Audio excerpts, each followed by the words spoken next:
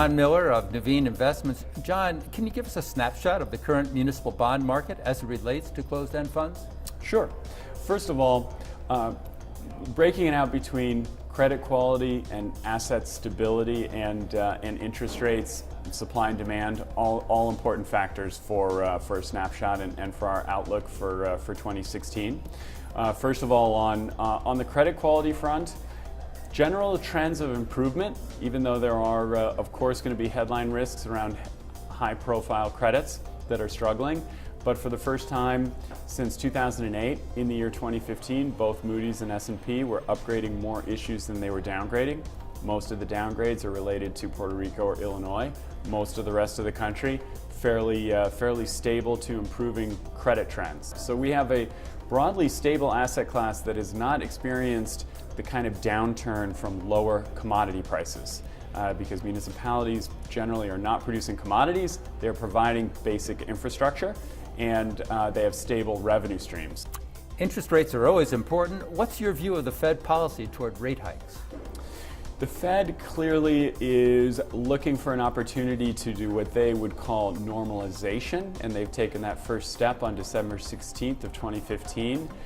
They had a previous range of Fed funds from 0 to 25 basis points and moved into a new range, 25 to 50 basis points. Technically, their forecast is for another 100 basis points this year, being 2016. The marketplace is saying they are going to have to delay, not abandon, the rate hike profile or the rate hike goals, but just simply to delay because financial market conditions have tightened. That all argues for the possibility that the Fed may not raise rates 4 times, maybe another 1 to 2 hikes. Your parting thoughts on the outlook for muni bond closed-end funds and any suggestions you may have for investors. Individual investors are the base of demand for munis, and I think the base stable of demand for municipal closed-end fund products. Individual investors have, I think, passively allowed their municipal bond allocations to shrink slightly. They used to own 70% of the muni bond market, now they own 67% of the muni bond market according to Fed data. And they are gradually re-engaging in the market to ramp those allocations back up.